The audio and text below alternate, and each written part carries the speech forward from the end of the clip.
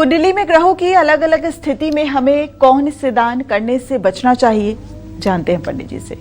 पंडित जी बताइए। कुंडली में जो ग्रह उच्च का है उससे संबंधित दान नहीं देना चाहिए। नीच ग्रह से संबंधित दान कभी भी लेना नहीं चाहिए। जैसे गुरु 7वें भाव में हो तो साधु या धर्म स्थान में पुजारी को कपड़ों का दान नहीं करना चाहिए। इससे दान देने वाले की संतान पर बुरा प्रभाव पड़ता है। 10वें भाव में गुरु और 4थे भाव में चंद्रमा से गजकेसरी योग बनता है। व्यक्ति को किसी भी धर्म स्थान बनवाने में दान नहीं करना चाहिए। इससे व्यक्ति पर झूठे आरोप लग सकते हैं।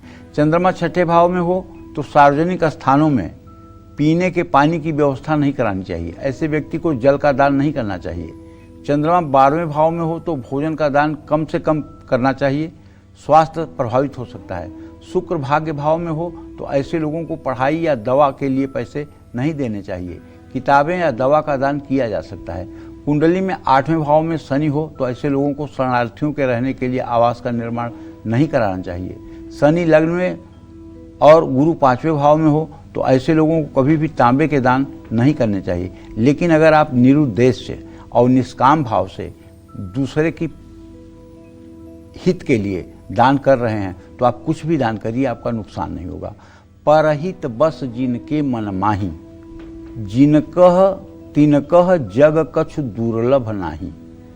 जिसके मन में परहित रहता है उसके लिए इस संसार में कुछ असंभव नहीं होता है। और दान की बड़ी महिमा शास्त्रों में गाई गई है। तुलसी पंछी के पिए, घटे न सरिता नीर। दान किए धन ना घटे, जो सहाय रघुवीर। दान देने के लिए और वचन की पूर्ति के लिए राजा हरिश्चंद्र ने अपनी पत्नी को बेच दिया, बेटे को बेच दिया और स्वयं शमशान घाट पर काशी में जाकर के डोम के यहाँ बिक गए। लेकिन उन्होंने अपने वचन का पालन किया और अपनी दान को प्रमाणित किया। अंत में ब्रह्मा विष्णु महेश को आकर के उन्हें धन्य धन्य कहना पड़ा। महाराज शिवी ने एक कबूतर के बदले अपने पूरे सारे शरीर का मांस दान कर दिया। दिलीप ने एक गाय के बदले, महाराज दिलीप रघुवंश के राजा थे, दिलीपस्य गो सेवा नाम की एक पुस्तक है संस्कृत में, अगर आप पढ़ेंगे तो एक गाय को सिंह खाना चाहता था तो उन्होंने उस गाय की रक्षा करने के लिए सिंह को पूरा अपना शरीर समर्पित कर दिया। तो हमारे यहाँ सनातन धर्म में दान पुण्य का बहुत विशेष महत्व है। दधीची ऋषि दधीची ने अपने शरीर को जीते जी दान कर दिया गया था। उनके अस्थियों से वज्र बना करके इंद्र ने वृत्तासुर को मारा था। दधीची ने दान किया था अपने शल्य, अपनी हड्डियों को। जीते जी उन्होंने समाधि ले ली थी और अपनी हड्डियां दान की थी। उस हड्डियों से इंद्र ने वज्र बनवा करके और वृत्तासुर नाम के राक्षस को मारा था। कहने का आशय यह है, भारत भूमि दानवीरों की भूमि है। ये दानवीरों की भूमि है।